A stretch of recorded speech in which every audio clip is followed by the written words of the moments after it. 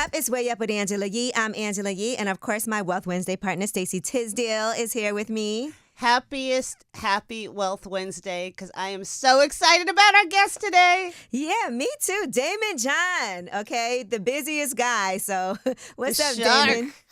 Oh man, thanks so much for having me. Yeah, it's all good here. I'm excited. What's happening? Well, listen, Black Entrepreneurs Day is streaming today. Yes. So everybody Yeah. can have a chance to get that knowledge that, by the way, I just want to put it out there. Thank you, Daymond. Since you've been doing this, right, in 2020, I've been helping and supporting as a co-host every single year. So I definitely appreciate you for always making that call for me to come in and participate, because entrepreneurship, small businesses, that is like my heart. So I appreciate that. Well, it is an honor, and I appreciate you giving us and blessing us with your presence, your insight, your following, your professionalism. It is just always it's always a blessing. So thank you. Also, congratulations. You have given out $750,000 in grants through this. And I know it's 750, and we will almost hit the $1 million mark tonight on when we stream, and it is amazing. So, yeah, I think the beautiful thing about it is, first of all, a lot of people don't understand. We've been giving away 20 chunks of $25,000 with the NAACP, grants, right? the Power Shift NAACP Power Shift grant, right? Yeah, and this comes from all of our great sponsors, right? JP Morgan Chase, Shopify, T-Mobile. Jim Cramer from Mad Money, out of his charitable organization, just gives it. I go on there to do an interview, and I'm usually like, "Yo, Jim, like, don't feel obligated." He like, "No, I wired the money this morning." Oh, wow, that's amazing. From him, Gangster, right? But yeah, that's awesome. But I think the beautiful people don't realize, we hear all these numbers, like every other day I hear somebody's a new billionaire, right? And we throw around all these numbers, but you would have to do $500,000, every year in your first 3-4 years of business. And with you reinvesting in the business to get $25,000 clean and free, you'd have to do $500,000 in business. So a lot of people look at it, 25. No, it's like, 25. Oh man, I would love, let me tell you something. And I was just talking about this on my way to work. I was saying how we've never gotten any grants for any of my businesses, never gotten any investors, but I love grants because it's not like somebody's taking a piece of your company. It really is somebody giving you a gift, like a grant. And it is important when you have people within your organization, when you have a company, to even pay attention to available grants. That's something that I feel like I personally haven't done, the way that I should. And I encourage business owners to do that, and I should take my own advice too. Right. Daymond, why did you think it was important to make these grants no strings attached? So many times people say, we'll give you this grant, but you have to use it for X, or you have to use it for Y. Well, because, first of all, we assume, because the businesses are whatever, they're struggling or they're in need of growth, and nobody gets into a business, they want to make money down the way, but they usually want to solve a problem. So I'll give you an example. We don't ask because we don't want to say that you're going to do this when you really need this. And sometimes over the course of business, you don't know what you need. So one of the great examples is the Harlem Chocolate Factory. She needed, at first for the grant, she said she needed better machines or better inventory. But now she won season 1 or whatever the first year. Now she's opening up a store in John F. Kennedy Airport. Yes, so she's going to use that grant money, right, to start helping her open a store. So why should we be like, no, you didn't do this, right? Because we know that she knows the best in what is needed for her business. I think it's awesome that you do that, really. And you brought in some amazing sponsors this year. And I love whenever I hear you talk, I don't know if you're not preaching to sponsors or anything, but companies do benefit when they serve Black entrepreneurs, when they serve our community. It benefits their bottom line. But they need to, and that's what, and thank you. My sponsors don't even want me to be sponsor heavy, but I do mention them for a reason. Like we're quick to tell when somebody doesn't support us, but when the ones who do support, like from day one, right? From day one, I've had the General, Chase, and Shopify. Now, also who come back is, and I'll tell you why I'm telling you this whole story, right? T-Mobile, TriNet, and Lowe's, and Salesforce, and then we have new ones, McDonald's, right? But I want to tell you about like the General and Chase and Shopify. I've also collected these sponsors for a very specific reason. If you didn't win the money, that's fine. But if you tune in tonight, and if you want to know where should I get the best business insurance, and all these companies have had resources at the time or prior to when I started out of the frustration of George Floyd. So when you go in and you go, man, I need telecommunication information on how to set up my, oh, wait a minute, T-Mobile has all this. I need insurance for my business. Okay, the general. I need to know, I don't want to deal with retail. How do I open a store? Shopify. Oh my God, Shopify. And how do I get some funding with some, with other grants and other loans? Oh, Chase, right? Where do I get materials? Lowe's, right? Where do I get to be put on a site like a great big retailer? I can get on the Lowe's site or trying it for HR. And the reason why we bring these people in is they don't just give money. They go, here's resources that we have for free. And I'm just trying to create this universe because us as African American and anybody, it's too confusing. The good people like us who are trying to just really give and get stuff out there, we're not scamming you. We don't have anything else but what we're trying to do. It's the scammers who will say, take this pill, you're going to lose weight. Oh, buy this course, because I promise you, you're going to be a gajillionaire. And I'm trying to tell these people that this is the people that I know, that I trust, that have been doing the right thing by us. And here's a database for them to use. Right. And I think that's important too. Just the mentorship that's available, the free courses, the information. Another thing I would say about actually physically being there, and now when you join the stream, you can do this too, is being in a room with other entrepreneurs. And that's important too, because I feel like that network of people who support each other, I've met so many people personally when I come and, when I'm hosting Black Entrepreneurs Day behind the scenes, I did meet the women from the Harlem Chocolate Factory that's going to be in JFK. And then a lot of times I end up following up with them later on and just seeing what they have going on. How can I support what you're doing, and vice versa. And so I just think being around like-minded people, a lot of times we get into this rut of our circle of people who we're around, and we can be really reluctant to expand that. And being an entrepreneur can be really lonely too at times, where you feel like nobody understands your plight. But when you can talk to other people and feel like, okay, you understand what I'm going through. Well, I went through this, but how did you handle that? That's a great support system too, just to be able to see that and be in the room and be on watching the stream live and talking to people, because you can also have conversations there, right? 100%, right? You're going to be in there with entrepreneurs. And then let's think about it like this. It's no secret. There's a lot of systemic issues that have happened. It even happens till today when COVID money's handed down and we get little to none of it. But you don't have an excuse now. Why? Because you're going up against other African-American businesses pitching. So now it's all about come with your A game. Then when you are in those rooms and you're talking to other people, you may be like, well, how did you get your, can you give me $1 million? No, you can't. But how did you get your first $1 million? Right? What was I missing? And even entrepreneurs on my level, we still have the same thing. We're just in different rooms where I'm like, are you still having the same problem with employee retention that you're having? Are you having a problem with this? Where is AI being situated in your organization? So as you come up, you move into different rooms with different people, but you only do that by getting outside of your box. And so you may be just talking to women, African-American women founders, right? Because they're going to have a different issue challenge than an African-American male founder. So you start to get really close with the people that you work with. Some are in fashion, some are in music, some are in service. And that's what it is. You got to keep getting into these rooms and having these conversations. What would your tips be to an entrepreneur who they're like, well, my head's to the grindstone 24/7. I barely have time for this. And sometimes things like mentoring and finding those support groups, we just don't feel like we have the time or the bandwidth to do it. And we can't get out of our own way. So talk about some advice that you would have for people to help them get out of their own way. Well, first of all, to know that you need to get out of your own way, because that's exactly what we try to do. We try to learn everything. And because when we've come up, we haven't had many people that can help us, and nobody came from legacy wealth.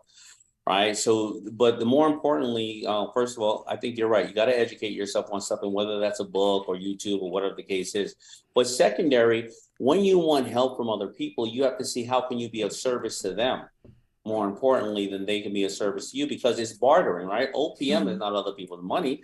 It's other people's mind power, manpower, manufacturing, marketing. So if I wanted really help and I was starting a clothing line, well, I'm going to go over to both of you and say, well, how do I communicate this effectively on my social media? And you'll tell me, and I'll say, but what can I make for you that you can have, that you sell for yourself? And now we have a symbiotic trade. So I'm borrowing your knowledge and your customers, and you're borrowing my fabric and my skill set. The kids call it collabo, whatever you want to call it.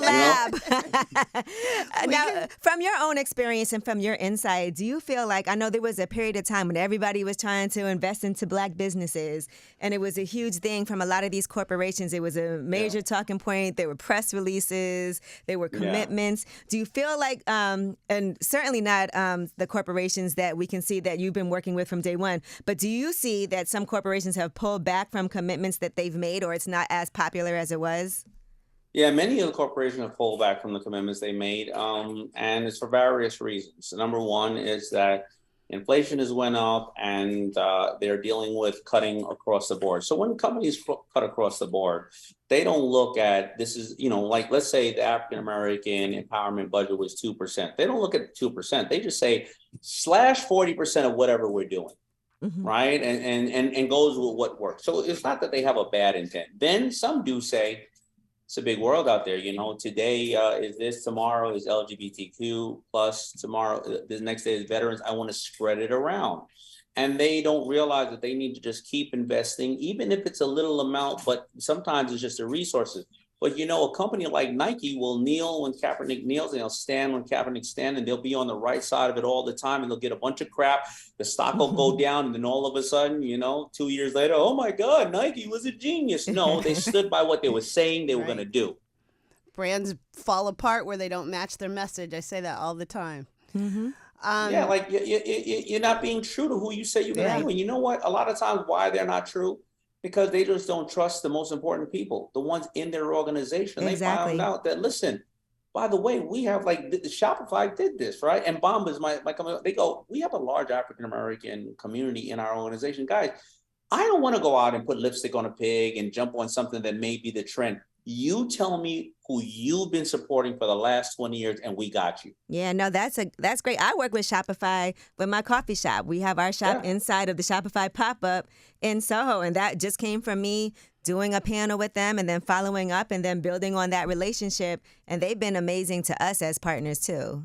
So, and then when you get to see some of the stuff in the background, that's why I want people when they check out the streaming, I want them to really click those buttons and check it out, because when we see Shaq on the General commercial, we don't see who I highlighted, I think last year, the 5 African-American top senior executives, right? You don't see that, right? And we don't talk about and celebrate that as much as we should. Or Lowe's.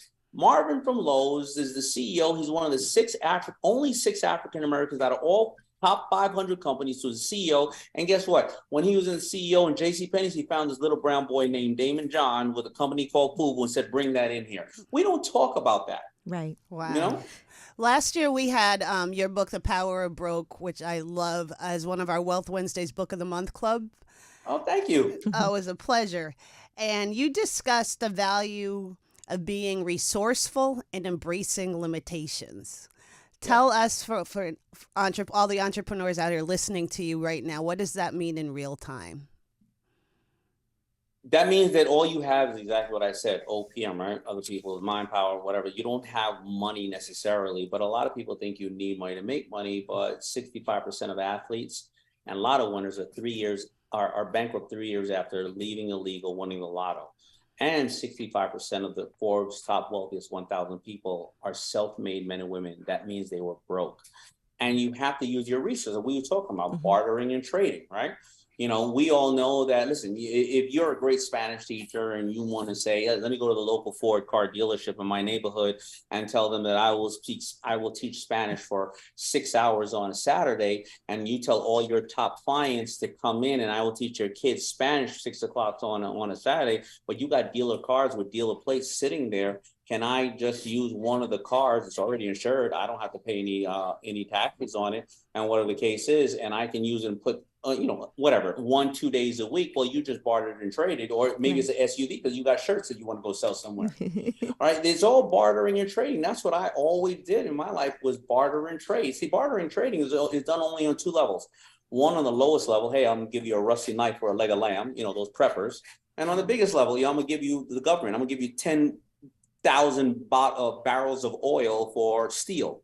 right? But that is the best way, hustling and trading and bartering and basically, as we said, collaborations. Now, I also feel like it's very important for you to have the next generation, and something you did this year, interviewing backstage. You had some young, up-and-coming personalities, entrepreneurs. You had our little girl, Jazzy. She's not even a little girl. I don't know. I just met her when she was so little. And then the McClure twins. Why was that important to you? And by the way, your daughter is always there, and I always think about the knowledge that the kids are soaking up. You know, Ice-T and Coco, they had their daughter there, just to see the young kids backstage, and they're running around and having fun, but they're also understanding like what's going on and where they're at, and you don't even know how that's going to affect them later when they see those examples.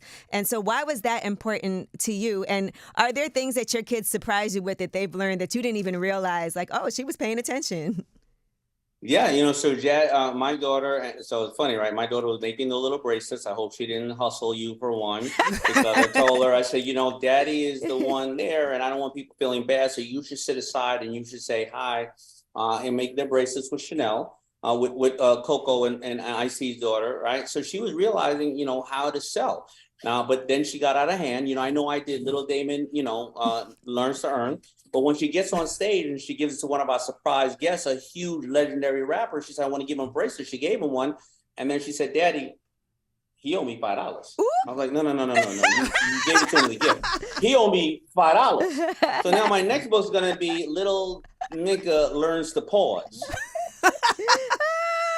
Yeah, good luck she's with like that. A mother. She's like a mother. She's either this way or that way. There's no middle. But she is right. Hold it for a while. See how you like it. You do owe $5. I mean, she does. And then Chanel, Coco Icy's daughter, then make an excuse out like, you don't need to buy it out. I know, but how I'm going to pay her? That's my partner. Right. So, but if you start thinking like that, at a young age, like our habits are made at 6, 7, 8, 9 years old. They're not made at 14 and 18. We start thinking about who we want to be, 4, 5, 6, 7, Right. Wow. So you mentioned the backstage, teaching the little kids how to make a buck and raising awareness around them.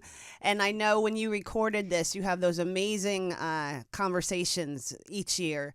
When our viewers or when our audience tunes in tonight at 7 p.m. At blackentrepreneursday.com, tell us about some of your favorite moments from the conversations you had. Well, my favorite moment, I'm going to give you a surprise. It was really a surprise. The mayor of New York City showed up and he gave me 2 proclamations, one from the state and one from the city for Black Entrepreneurs Week. So it's officially now within 4 years, we have become now the largest streamed entrepreneurial program, on the internet, and I've gotten a proclamation. Now think about that.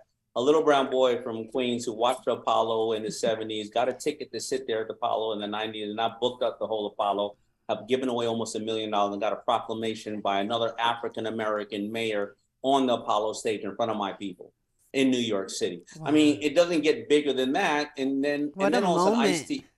It's crazy, right? And I want people to know that I am a very small time entrepreneur in comparison to what can happen today. Because, I used to be able to sell you a shirt. I had to find you. Now you open a FUBU, you can hit everybody on the planet. Mm-hmm. So people are going to be bigger and better than me that have taken that stage. But then I was fortunate enough, I brought out a very special guest. Everybody's done this amazing, especially Yankee Stadium, this dedication to hip hop. 50 years, but I wanted to bring 2 people on stage that have served hip hop for 40 years, groundbreaking people that have done it in their way, very rebellious people. My man Ice-T, who one of the illest comments he ever said is, "Yo, you should never test an OG in an industry that most people die young." I was like, "Oh, that's gangster." But then I brought in there somebody who everybody, they're entertained by. He's synonymous with being a hype man. He had the first radio station that played hip hop even before Mr. Magic. He is a savant. He plays 15 instruments. First multi-platinum rap group. Awarded for nominated for 6 Grammys, and basically started and sparked off reality shows. His name is Flavor Flav. Yeah, that was exciting. That was very exciting. And when I tell you, I was watching him sing the national anthem. Yeah, I know, right? For the Milwaukee Bucks. And I was thinking about him at Black Entrepreneurs Day. and his surprise appearance, but how he was doing a lot of things that weren't even scripted. And he just really was having a good time and wanted to help.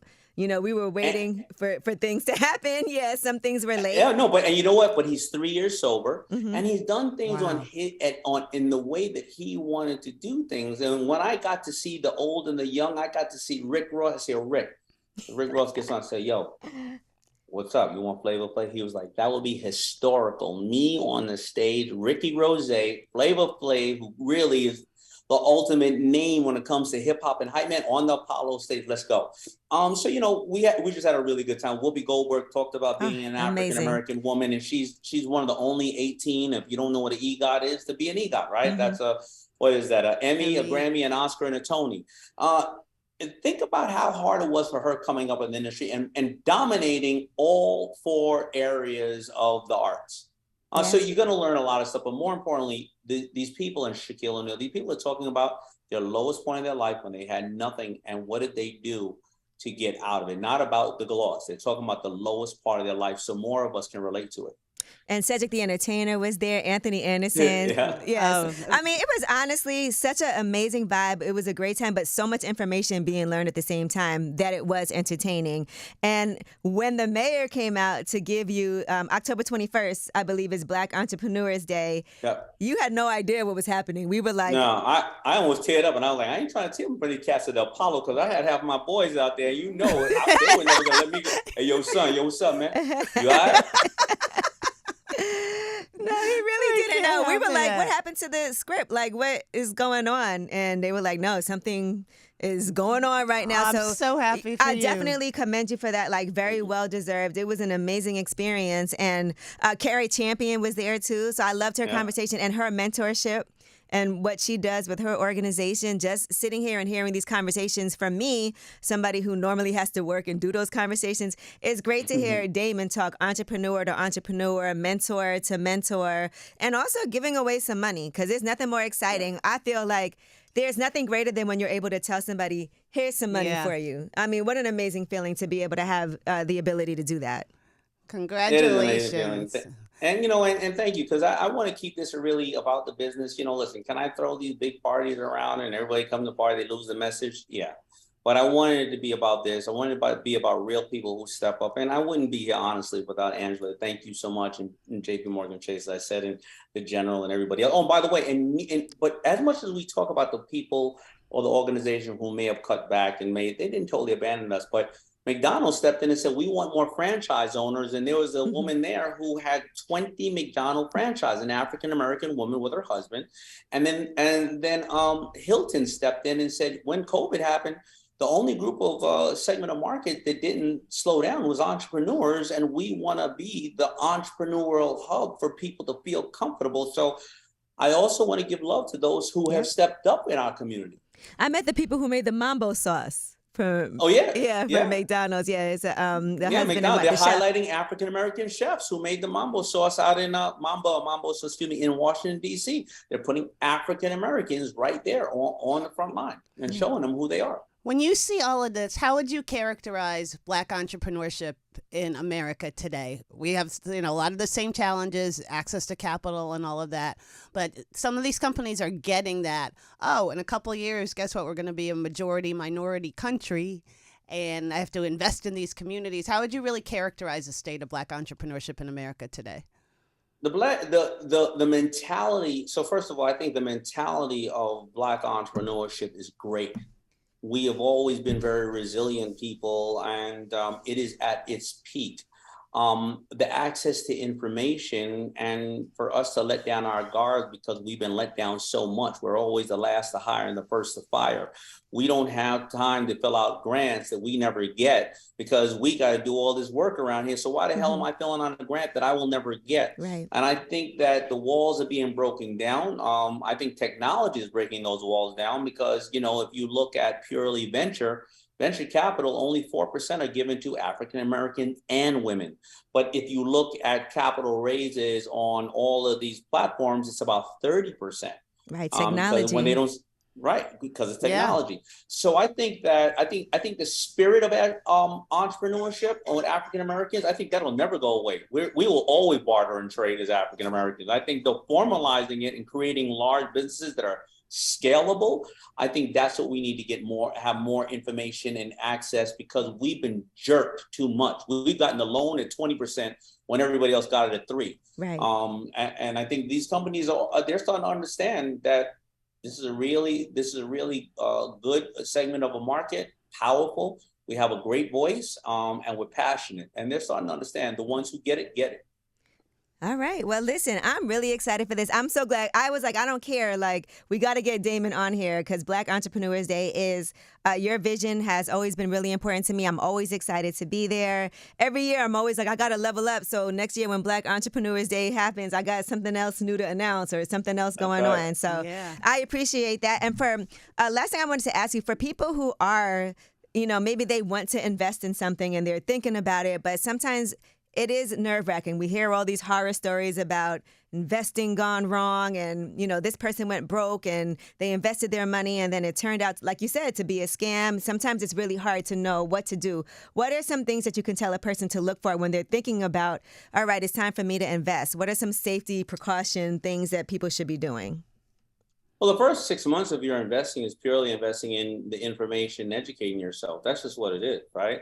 And then you're supposed to, take affordable steps. You got to go for something you're really excited about, right? Because I told somebody the other day, I said, you know what? And I told them literally 3 months ago, I said, everybody stop talking about Bitcoin. Buy it now. It's up 30% since I said, because everybody stopped talking about it. But you had to be somebody who is excited about Bitcoin. Now, investing, don't get the wrong idea. Investing is not this trading every single day. It's pretty simple to me. I invest in things that if they went away, they would disrupt my life. If my wife could not get Amazon anymore, at least I could walk out the door because there wouldn't be no boxes like a wall. But think about my wife having to get in a car and going to, if Amazon went away, then guess what else would go away? Ring doorbell, securing our communities, Whole Foods, right? And getting boxes, right? Amazon not going away. I'm going to invest in Amazon. If Uber went away, well, the last time I caught a cab as a Black man in New York City, Elvis was alive. I'm investing in Uber, right? And if Facebook, you can make as many jokes as you want about him. That boy can turn off $2 billion accounts. And you keep talking crap about him, let him erase all your pictures for the last 10 years on Instagram. Definite misunderstanding. I'm investing in Facebook, so I invest in a very simple thing. And when I put money in it, I don't look at it. Investing is not all this trading. If you take automatic deduction of $100 to your account every single month from 18 years old to 65, that's $1.6 million if it goes directly into the stock market. The stock market is averaged out 15%. There's nothing sexy about that. So educate yourself on what you want to invest in, whether it's real estate or stocks or whatever the case is. Oh, since you brought up like Facebook and all that, let's talk about X for a second and Elon Musk, because he said that he believes that his platform will make you not have to have a bank anymore. Everything financial can be done on that platform. And I remember a long time ago, somebody told me anything Elon Musk is doing, just invest in it. And sometimes it's hard though, because you look at the person behind it and you're like, what are your personal, not as an, whatever, but what do you think when you see all of that about Elon Musk? And then, of course, we're thinking about the future. You're thinking about Tesla. But there's a lot of, ups and downs with that, a lot of chaos. I think that if we all could think like a genius, we'd be a genius. But if I think that his history is coming from the PayPal mafia, who changed the way that processing was done, I never heard about what you just said, and thank you. And this is why, I love learning from people. But I think that if he has a direct course of action and a way to connect with you directly, as well as being able, has a history of finance, and he's the one that can give the internet to countries at war when we can, and be able to put people in the damn sky, and doesn't have any patents on any Teslas, because he says, you know what, if I'm so good, I'm going to outperform you no matter what. So take it and use the technology anyway. He a bad boy, and I'm going to buy whatever he's selling. He's tough to bet against. Right. He is definitely tough to bet against. Agreed. Yeah, I mean, 'cause, I'm gonna have an argument with him. I'm gonna be like, yo, man, I'm smarter than you. What did you do? I made a couple of T-shirts. Yeah, I put some dudes on the moon. All right, cool. I'm gonna invest in that dude. You know what I mean? You know what? I want to ask you too about Bombas. That investment has been incredible for you also. The sock company. Some people might have been like, socks? I mean, there's a billion sock companies. What do you think, for people listening, differentiated that? Because what is that worth, like 1.2? Like what is that company when you first got it? It's worth over $1 billion. Yeah, 1.2 billion. Yeah, they have it's worth that, and there's not a lot of margin. They don't make a massive profit because they've also given away 100 million units of socks. Mm-hmm. And what they are is a modern day Fruit of the Loom, right? Because and not socks, garments too. I like to say this to everybody. People all want to come up with this newest idea, maybe air brakes on a space shuttle, or a new valve for a heart. The largest companies in the world are a company that makes bags. What we use. A trunk maker that used to, make stuff for Napoleon Bonaparte, right? Another one is a brown sugary drink with bubbles in it that everybody can drink, and there's two of those large companies, right? On Shark Tank, the top two products in history are Bombas socks and a stupid ass sponge with a smile on his face, right? So, I made money off of selling T-shirts. I didn't put 3 sleeves on a T-shirt, right? You have to be very passionate about it and find ways to get directly to your customer for whatever you have. It doesn't have to be the biggest and best and greatest thing ever. I mean, what is Kim Kardashian doing? She's just, she's selling another form of Spanx, right? I mean, underwear for men, and now it's the NBA's official underwear, and the WNBA, and she's got connections. She sold, I think, millions of dollars in like the first few minutes of putting out this Skims for Men. There you go. So it's all about really loving what you're doing, understanding how you just tweak it a little bit different. Remember, I always say there's nothing new in this world again. I mean, The Voice, it's just American Idol. They just turned the chairs, and American Idol is a gong show. They just took away the gong, and the gong show is Showtime at the Apollo. There's nothing new. It's just no a new ideas form original, of delivery. as they say. Absolutely. You can get all of these gems and more tonight at 7 p.m. Eastern Time on BlackEntrepreneursDay.com. It's really going to be special, and I want to really see that part where you're trying to hold back tears. Oh, man. Listen, I'll be watching, too, just because. Yeah, and I don't know. Maybe the cameras are really close, but then you'll see this, you see a little bit of that. And Daymond, when you're back in New York, please make sure you come and sit down with me, because I feel like there's so many things that we can get into, but I appreciate you always. Yes. Absolutely. Thank you. And thank you for being the smiling, beautiful face of the show, where you make you make me look good. So I appreciate you always. Way up.